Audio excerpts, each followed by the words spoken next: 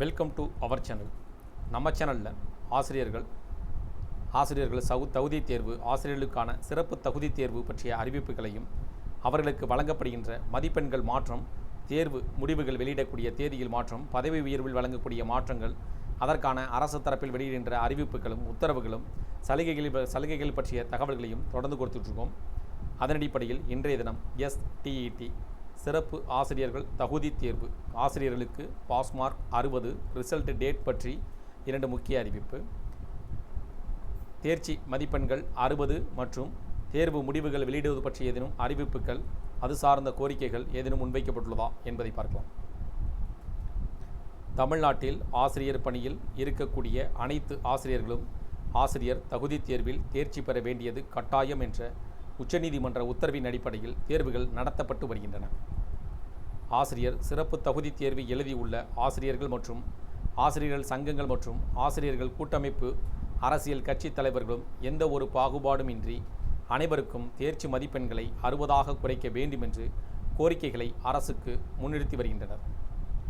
இதைத் தொடர்ந்து பல்வேறு வழக்குகளும் உச்சநீதிமன்றத்தில் தொடரப்பட்டிருப்பதாக கூறப்படுகிறது.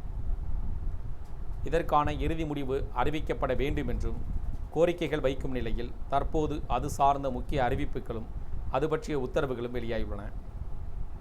ஆசிரியர் தகுதி தேர்வு முடிவுகளை வெளியிட இடைக்கால தடை விதித்து சென்னை ஹைகோர்ட் உத்தரவிட்டுள்ளது. ஆசிரியர் தகுதி தேர்வில் பொது பிரிவினருக்கான குறைந்தபட்ச மதிப்பெண்களை 60%இலிருந்து 50%ஆக குறைக்க கோரி சென்னை ஹைகோர்ட்டில் வழக்கு தொடரப்பட்டது. ஜூலை 8ஆம் தேதி நீதிபதி ஆசா முன்பு விசாரணைக்கு வந்த இந்த வழக்கு பொது பிரிவினருக்கு தகுதி மதிப்பெண்களை குறைப்பது தொடர்பாக கொள்கை முடிவு எடுக்க உள்ளது. இதனால் அவகாசம் தேவை என தமிழக அரசு தரப்பில் தெரிவிக்கப்பட்டது. இதன் பிறகு அரசின் முடிவை வரும் ஜூலை 24ஆம் தேதிக்குள் தெரிவிக்க வேண்டும். அதுவரை தேர்வு முடிவுகளை வெளியிடக்கூடாது என கூறி இடைக்கால தடை விதித்து சென்னை ஹைகோர்ட் உத்தரவிட்டுள்ளது.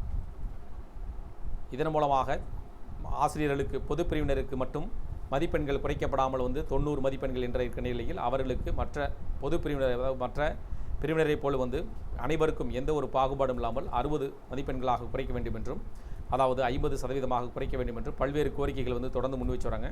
இது சம்பந்தமாக வழக்கு நிலுவையில் இருந்ததாகவும் அதை விசாரித்த நீதிபதிகள் அதற்கான முடிவை அரசு தெரிவிக்கும் வகையில் தேர்வு முடிவுகள், அதாவது 2026ஆம் ஆண்டு ஜூலை மாதம் தேர்வு எழுதியவர்களுக்கு தேர்வு முடிவுகளை வெளியிடுவதில் இடைக்கால தடை உத்தரவு பிறப்பித்திருப்பதாக கூறப்படுகிறது.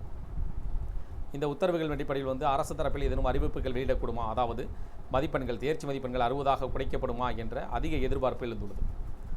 இந்த தகவல்கள், கோரிக்கைகள் உங்களுக்கு பயனுள்ளதாக இருந்துச்சுன்னா வீடியோக்கு லைக் பண்ணுங்கள். மீண்டும் இதேபோல் ஒரு பயனுள்ள தகவலை சந்திப்போம். நன்றி.